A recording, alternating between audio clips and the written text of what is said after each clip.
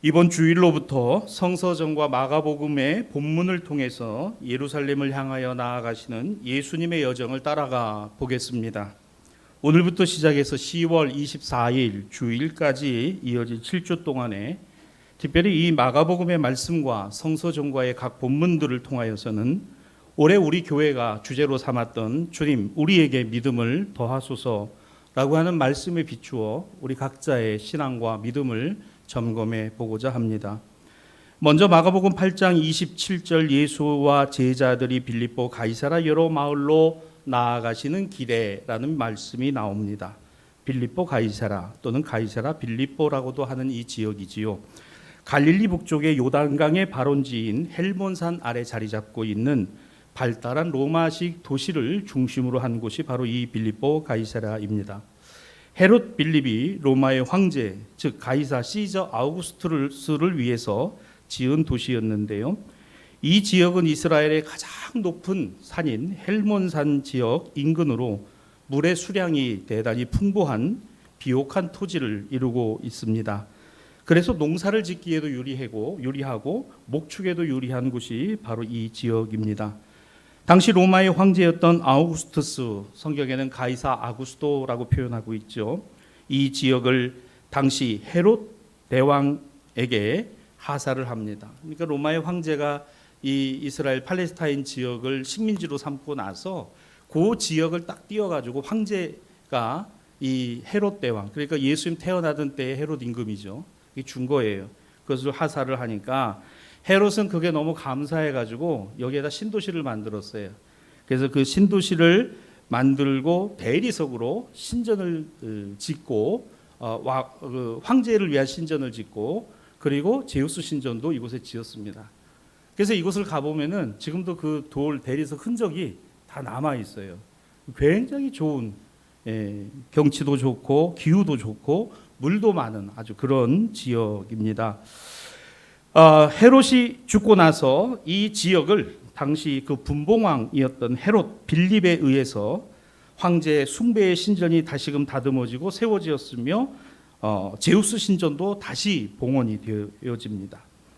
그리고 농사와 모축을 관장하는 신, 그래서 그 당시에 판이라는 이름을 가진 신인데요. 이 신전도 여기에 세워졌어요. 로마에 가면 그 판테옹이라는 그 도움으로 된 우리나라 국회의사당 같이 생긴 그 신전이 있어요. 그 둥그렇게 판테옹이라고. 그 판이라고 하는 전 세계를 다스린다는 그런 신의 이름입니다. 그걸 갖다 거기다가 떡하니 세워놓고 그리고 그 도시의 전체 이름을 가이사 황제의 이름 명칭과 빌립 자신의 이름을 합쳐서 가이사라 빌립보라고 이름을 지어서 신도시로 만들었죠. 그래서 이곳이 바로 오늘 본문에 나오는 빌립보 가이사라입니다. 지금은 바니아스라고 불리우는 그런 지역이에요.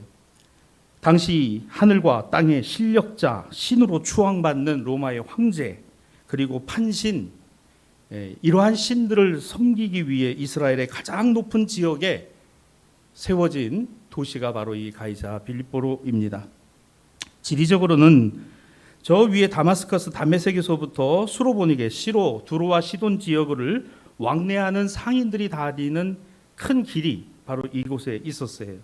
그렇다 보니까 물 잘 나지요, 경치 좋지요, 살기 좋지요, 또 유력한 사람들이 와서 여기에 집을 짓고 살지요. 로마의 황제와 헤롯 임금의 이름을 붙여진 그러한 도시이기도 하죠. 자, 이곳이 정치, 경제, 종교의 중심지가 되었는데 유대 문화와 헬라와 로마의 문화들이 전부 융합된 그런 최첨단의 도시가 이 가이사라 빌립보였습니다. 생각해 보세요. 근데 이곳을 베드로를 위시한 예수님의 제자들, 또 예수님 나사렛 출신이죠. 예수님의 제자들은 갈릴리 호수 주변에서 물고기를 잡던 사람들이고 때로는 공무원 생활하면서 세금을 걷던 사람들입니다. 세상적으로 보면 별 볼 일 없어요. 이 사람들이 오늘 그 가이사라 빌립보를 예수님과 더불어서 지나갑니다. 지나가면서 이 얼마나 대단한 엄청난 지금도 그 유적을 보면요, 그 신전의 규모가 어마무시한 거예요. 그것도 대리석으로 다 지었습니다. 황제를 위하여, 제우스를 위해서, 판을 위해서 지어진 어마무시한 신전들과 거기에 잘 계획 도시로 잡혀진 그와 같은 신도시가 2000년 전에 예수님과 제자들 눈앞에 쫙 펼쳐지는 거예요. 참, 여러분, 촌놈이 서울 가면 눈이 휘둥그레진다고 그 모습을 바라보았던 그 제자들이, 야, 정말 대단하구나, 정말 훌륭하구나. 여러분 한번 생각해 보세요. 이 화려하고 찬란한 도시 가운데 예수님은 제자들에게 이렇게 물으십니다. 사람들은 나를 뭐라 하느냐? 좀 질문이 잘못됐어요. 야, 얘들아, 너희들이 보기에는 이 도시가 어떠냐? 대단하지 않냐? 엄청나지 않냐? 뭐 이렇게 해야 좀 문맥이 자연스러운데 뜬금없이 사람들이 나를 뭐라고 하느냐라고 예수님이 물으시는 거예요. 저는 오늘 이 말씀을 보면서 이런 생각이 듭니다. 주님은 우리에게 전혀 엉뚱한 얘기를 하실 때가 있더라는 거예요. 내 생각과 내가 바라보고 있는 것과는 전혀 다른 이야기를 하실 때가 있습니다. 아마 이 말에 공감하시는 분들이 계실 거예요. 지금부터 제가 30년도 훨씬 지난 전에 서울의 강남에 아주 그 유명한 그 동네를 자주 갔습니다. 자주 갔는데 그 동네는요, 우리나라에서 미국에서 들어온 햄버거가 제일 먼저, M사 햄버거가 제일 먼저 생겨진 1호점이 있는 곳이었어요. 1989년도였습니다. 그리고 그 앞에 있는 백화점이 최초로 그 백화점의 명품관이라는 것을 두고 있던 동네예요. 지금부터 32년 전입니다. 제가 신학교 3학년 때였는데요. 부천에서 제가 신학교에서 기숙사 생활하다가 거기서 소사삼거리 나와가지고요, 88번 버스를 타면요, 그 시외버스를 타고 딱 종점에 내리면 어디면 서울 강남고속터미널이에요. 그래서 거기서 딱 내려가지고 또 거기서 버스를 타고 말입니다. 잠원동으로 해가지고 잠원동으로 해가지고요, 쭉 해가지고 그 동네까지 들어가면요, 완전히 동네가 지금부터 32년 전인데도 완전히 다른 동네인 거예요. 저는 처음에 그 햄버거를 먹고 문화 충격을 받았습니다. 야, 이런 게 다 있구나. 이런 게 다 있구나. 그 동네에 보여지는 모습들이 말입니다. 완전히 이거는 별천지인 거예요. 이 동네가. 그걸 생각해 보면 오늘 이 가이사라 빌립보를 지나가는 그 노정에 예수님과 제자들, 특별히 제자들이 받았을 그 문화적 충격이라고 하는 것이 얼마나 대단하고 컸을까. 그런데 그걸 보고 있는 그들에게 예수님이, 야, 대단하지 않니? 이 도시. 여기 사는 사람들, 이 신도시 사람들 대단하지 않냐라는 이런 질문이 자연스러운데 뜬금없이, 얘들아, 사람들이 나를 누구라 하니? 라고 물으시는 거예요. 기습 남침하듯이 질문을 하시는 거예요. 정말. 이게 무슨 말씀입니까? 사람들이 나를 누구라 하느냐? 사랑하는 여러분, 오늘 하나님의 말씀 복음서는 오늘 이렇게 묻습니다. 지금 우리 앞에 있는 이 사람이 누군가? 지금 제자들 앞에 서 있는 이 사람, 이 한 사람, 그는 누구신가? 사람들이 나를 누구라 하느냐? 갈릴리 북쪽의 식민지 땅, 물이 잘 나고 비옥하고 로마의 힘과 황제의 힘이 가장 잘 드러난 가이사라 빌립보, 계획도시이자 신도시이며 대단한 신전들을 두고 있었던 발달한 정치, 경제, 사회, 문화, 종교의 중심 도시로서 이스라엘의 북쪽 지역을 차지하고 있던 바로 그곳에 서 계신 예수, 나사렛 예수를 바라보며 오늘 이 복음서 우리에게 묻는 거예요. 너는 그 예수를 누구로 보느냐? 사람들이 나를 누구라 하느냐? 우리가 오늘들 물어야 하는 신앙의 질문도 이것입니다. 오늘 우리에게 그리스도는 누구신가? 오늘 우리에게 예수 그리스도는 누구이신가? 여러분 기억하시죠? 마가는 자신의 이 복음서를 기록하면서 첫 문장을 이렇게 시작했습니다. 하나님의 아들 예수 그리스도의 복음의 시작이다. 여러분 이 짧은 이 말 안에 다 들어가 있어요. 하나님의 아들 예수 그리스도 복음의 시작. 이 말씀을 우리 신앙가족들의 마음과 심령에 신앙적 모토로 삼으셨으면 좋겠습니다. 나에게 예수님은 하나님의 아들이시며 복음과 구원의 시작이다 라고 하는. 그러면 지금 예수님과 함께 이 가이사라 빌립보 길을 걸어가고 있는 예수님의 제자들 앞에서도 예수님이 이 질문을 하셨을 때 답이 오늘 이 1절처럼 나와야 되잖아요. 주님 하나님의 아들이십니다. 그리스도십니다. 주님 우리의 구원이십니다. 그러자 제자들 반응을 보세요. 당시 사람들 사이에 회자되던 이야기를 펼칩니다. 세례 요한이 죽은 자 가운데 살아났다고 하던데요. 얼마 전에 헤롯에 의해서 목이 잘린 세례 요한이 다시 환생했다라는 이야기. 또는 어떤 사람들은 시중에서 이런 얘기를 했습니다. 엘리야다. 능력이 나타나고 불이 떨어졌던 엘리야와 같은 그런 선지자 또는 선지자 중에 한 사람과 같다라고 하는 시중에 시쳇말로 돌던 이야기를 펼쳐냈습니다. 그러자 이제 중심은 세상의 평이 아니라 예수님과 함께 가고 있는 제자들, 너희는 나를 누구라 하느냐? 제자들에게 이 질문이 직접적으로 던져지고 그러자마자 툭 하고 튀어나오는 대답이 있었으니 본문 29절입니다. 너희는 나를 누구라 하느냐? 여러분, 오늘 우리는 이 말씀에서 이렇게 들어야 합니다. 교회는 예수님을 누구라 하는가? 나아가 오늘 이 말씀을 들으시는 우리 신앙가족들 여러분, 여러분은 예수님을 누구라고 하고 계십니까? 툭 하고 답이 나왔어요. 베드로입니다. 주는 그리스도시니이다. 주는 그리스도시니이다.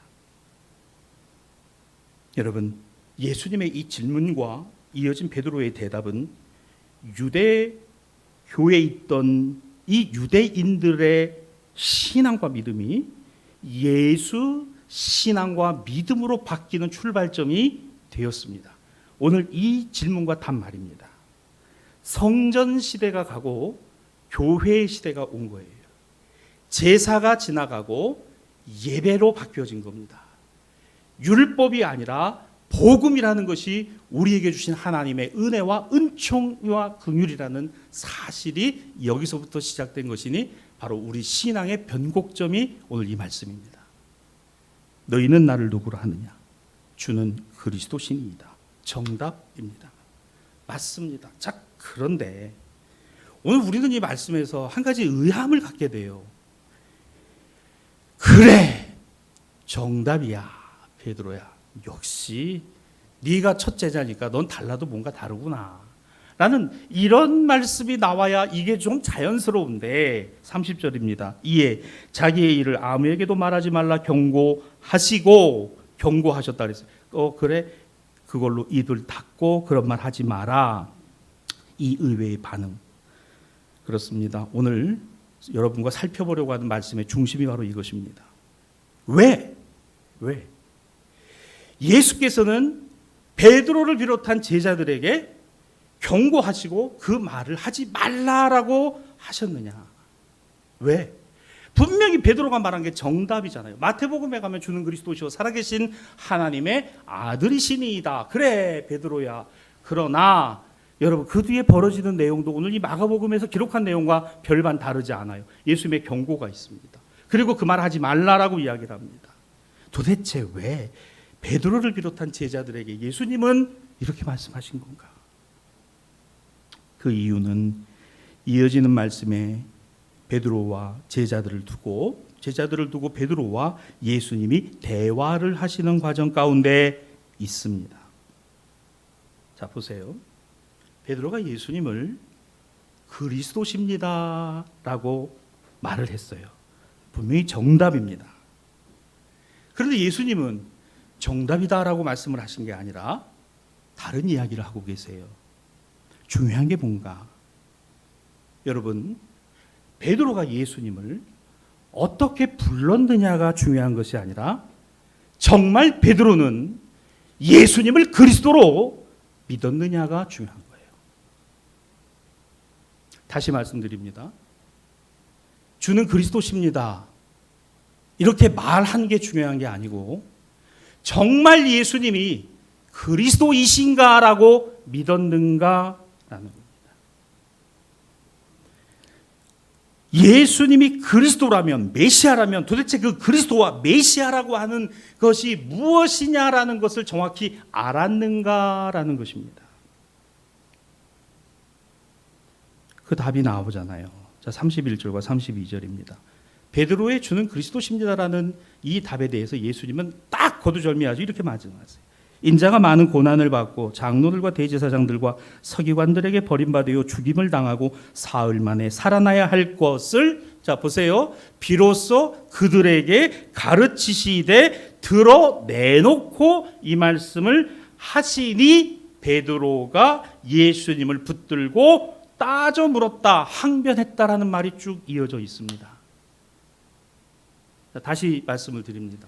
주는 그리스도십니다. 베드로가 답을 했어요. 제자들도 맞아 예수님 그리스도셔. 맞아. 그래 얘들아, 인자가 고난을 받고 그리고 버림을 받고 죽임을 당하고 그건 아닌데요. 아닌데요 주님, 그건 아닌데요. 예수님이 이 말씀을 하고 가르치시는데 이 말씀을 드러내놓고, 야 내가 고난받고 많은 고난을 받고 죽고 예수님 그건 아니잖아요. 그건 아닌데요. 자 그러자 안 되겠어요. 베드로가 또 나섭니다. 예수님 그리하지 마옵소서. 그거 아닙니다. 저희가 생각하는 그리스도가 그게 아니에요. 메시아가 그게 아닙니다 라고 말을 하고 있는 거예요. 전혀 원하지 않았던, 자신들이 원하지 않았던 예수님의 모습입니다. 자신들이 바라지 않았던 메시아의 모습입니다. 드러내놓고 이 말씀을 하실 때 마가는 이렇게 기록했어요. 가르치셨다라는 말씀을 했어요. 못 알아듣는 거 알고 분명히 말한다. 이게 가르칩니다. 여러분 수업 시간에 학생들이 선생님 칠판에 판서하는 글을 보면서 100%다 이해하면은 다 공부 잘하게 해요. 뭘 쓰고 계신 건지, 뭘 말씀하시는 건지 관심 없는 친구도 있고, 들어도 모르는 게 있고, 아예 그건 나하고 상관없는 거다 생각하는 사람이 있고. 그렇습니다. 자, 예수님이 이걸 가르치셨다 그랬어요. 예수님 자신이 고난당하며 배척받아 죽게 될 것이라는 말씀을 베드로도 제자들도 들으려고 하지 않았습니다. 이해하려고 하지 않았습니다. 그러니 들으려고도 안 했고 믿으려고도 안 했는데 뭐가 생길 리 없다? 믿음이 생길 리 없는 거죠. 믿음이 어디 있습니까? 아니요. 믿음이 있잖아요. 주님은 그리스도십니다라고 말했으니까 그게 믿음 아닌가요? 여러분, 말해서 믿음이 생기는 게 아니에요. 믿음은 들음에서 나는 거예요. 하나님 말씀을 들으세요. 들어야 믿어질 거 아닙니까? 근데 안 들어요. 저건 내 얘기 아니야. 저건 나에게 해당되는 거 아니야. 저거는 다른 사람이 들어야 돼.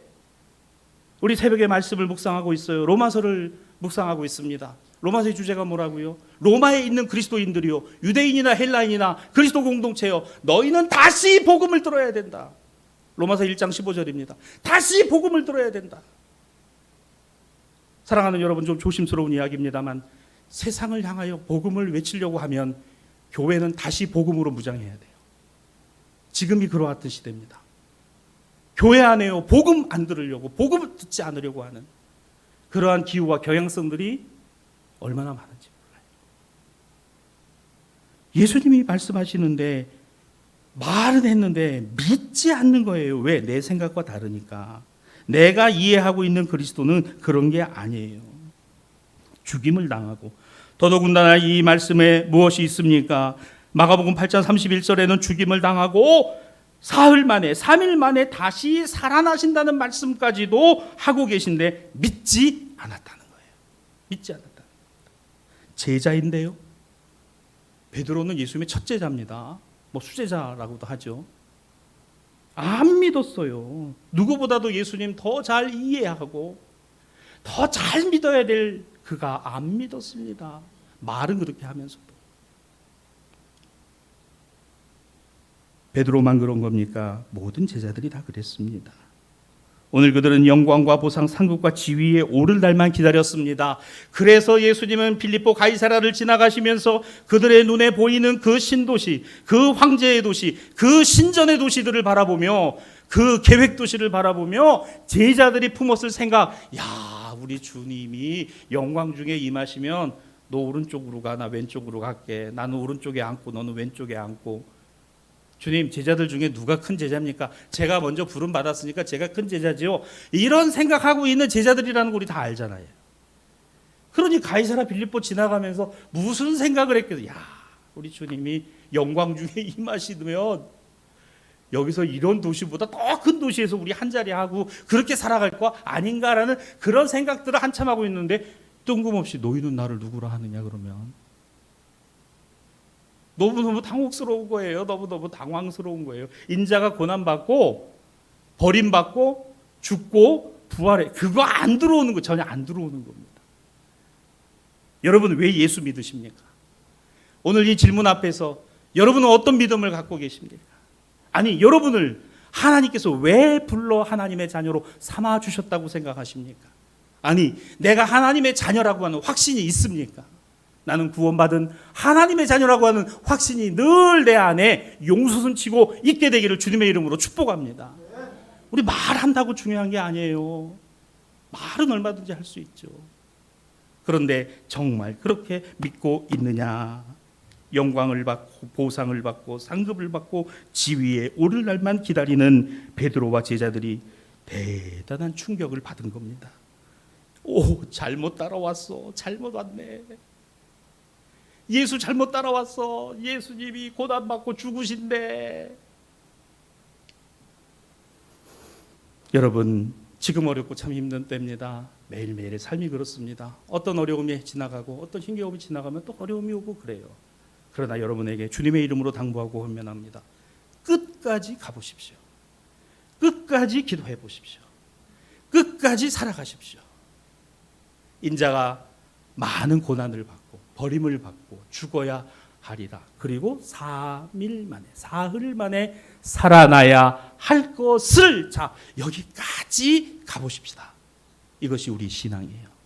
예수 그리스도의 성육신과 십자가의 죽으심과 부활의 신앙을 우리는 이미 갖고 살아가는 하나님의 자녀들인 줄로 믿습니다. 그래서 33절입니다. 예수께서 바로 그냥 그 말씀 끝에 제자들을 보시며 베드로를 어떻게 해요? 책망하셨다는 말씀이 나와요. 자, 근데 이 말씀 잘 보세요. 베드로만 아닙니다. 제자들을 보시며 베드로를, 즉 제자들과 베드로가 함께 있는 거예요. 같은 생각을 하고 있는 겁니다. 그들이 야단을 받는 거예요. 책망을 받는 거예요. 꾸지람을 듣는 거예요.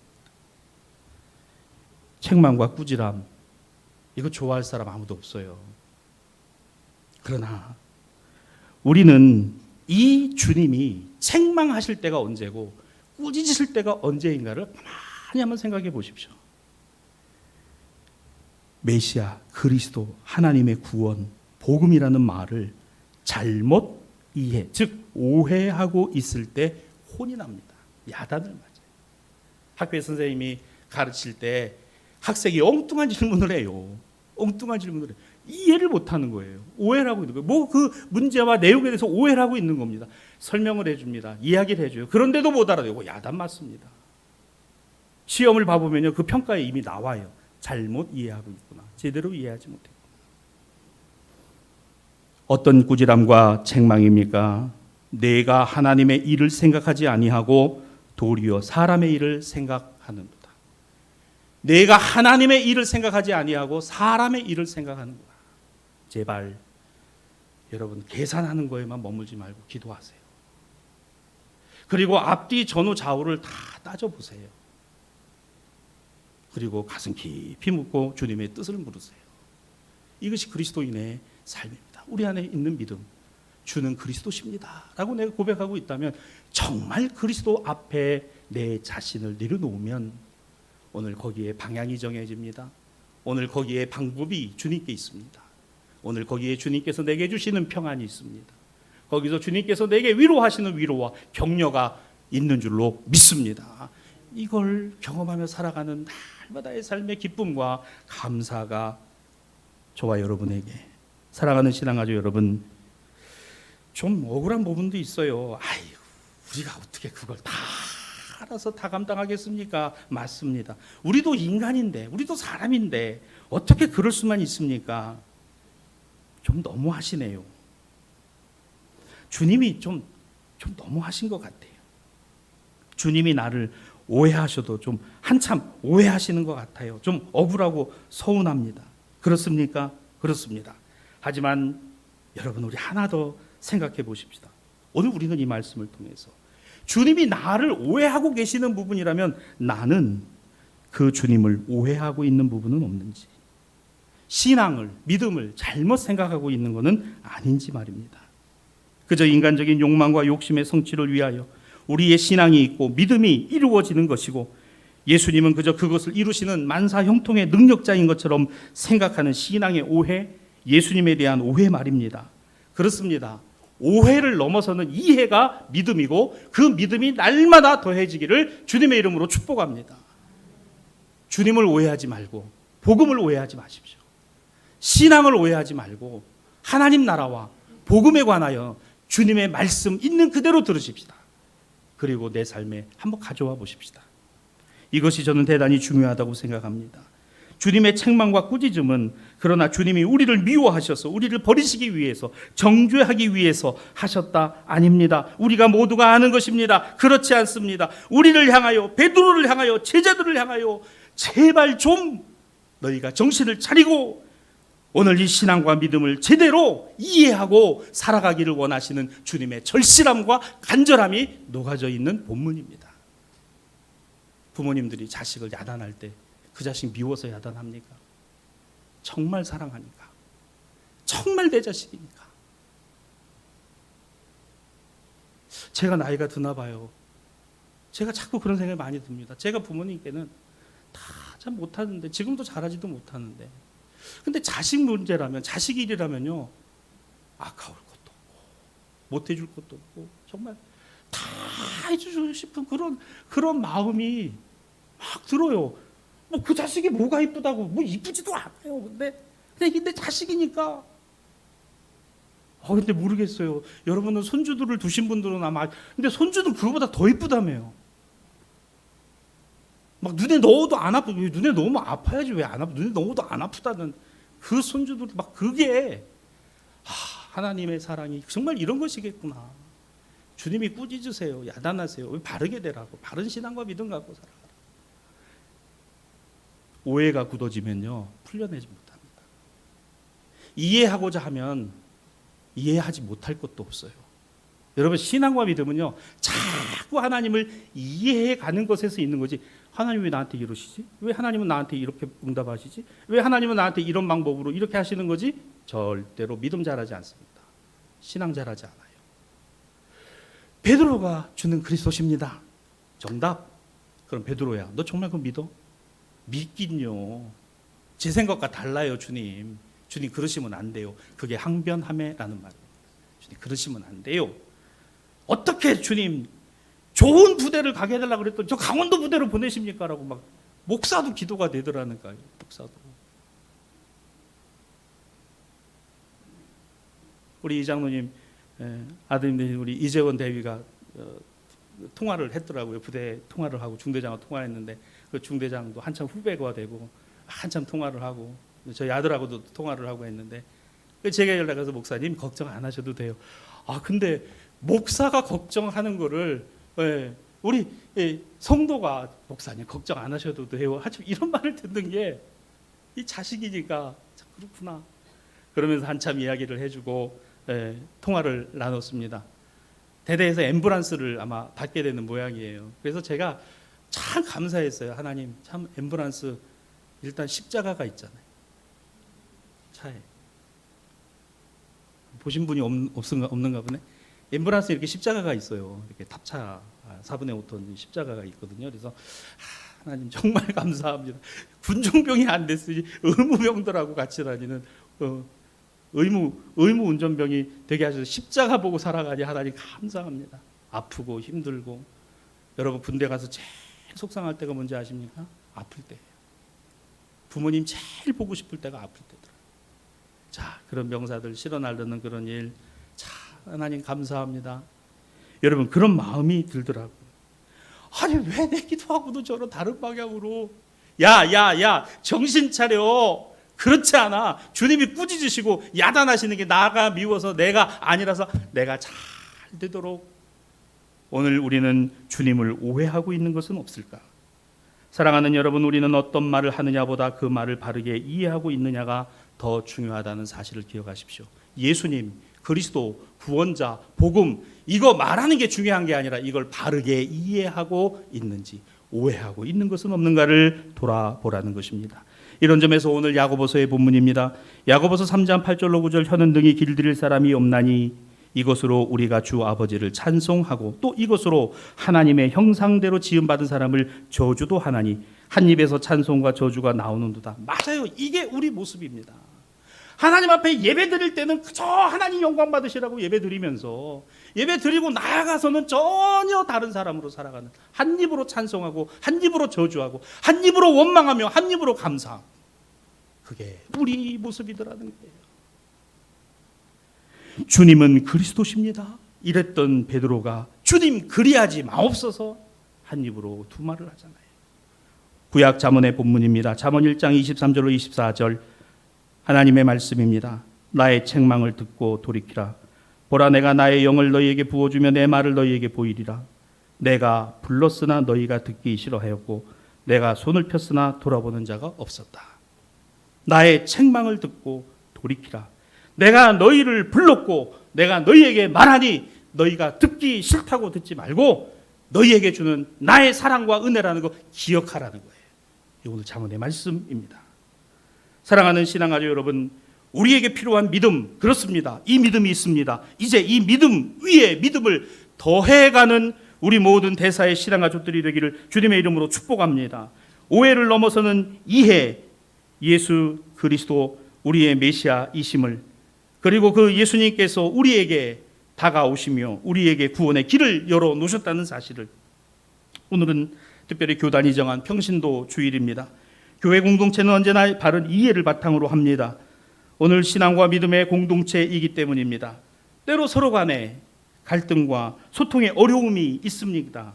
그러할 때 우리는 생각하십시다. 나의 주장과 나의 입장만이 옳은 것이 아니라 오늘 상대방의 입장과 상대방의 이해도 우리에게는 필요하다는 사실을 말입니다. 오해하기는 쉬워도 이해하는 것은 참 쉽지 않습니다. 오해를 푸는 시작은 어렵지만 그러나 풀고자 한다면 이해의 폭은 그만큼 더 넓어져 갈 것이기 때문에 그렇습니다. 저는 신앙생활 안에서의 믿음의 생활은 이와 같은 것이라고 생각합니다. 하나님과 나 사이, 나와 다른 사람 사이에서 말이죠. 특별히 신앙적 차원에서 살펴본 오늘의 말씀입니다만, 오늘 우리 각자가 우리의 삶의 자리에서도 어떠한 그리스도인으로 살아갈 것인가를 생각하십시오. 말씀을 정리합니다. 오늘 우리는 예배를 시작할 때 시편 19편의 말씀을 함께 읽었습니다. 나의 말이 다른 사람들 앞에서와 하나님 앞에서 앞서기보다 하나님의 말씀이 먼저이며 그 말씀을 바르게 이해한 것으로 자신의 허물을 깨닫게 된다는 말씀이죠. 시편 19편 12절과 14절 말씀입니다. 자기 허물을 능히 깨달을 자 누구리요? 나를 숨은 허물에서 벗어나게 하소서. 나의 반석이시오 나의 구속자이신 여호와여, 내 입의 말과 마음의 묵상이 주님 앞에 연락되기를 원하나이다. 주의 말씀이 내 안에 역사하시는 하나님의 능력입니다. 그 말씀이 여러분에게 들려오기 바라고, 여러분이 고백한 대로 여러분의 삶 속에서 그 주님을 신뢰하고 확신하고 뚜벅뚜벅 삶의 걸음을 이어가시는 대사의 모든 신앙가족들이 되기를 주님의 이름으로 축복합니다.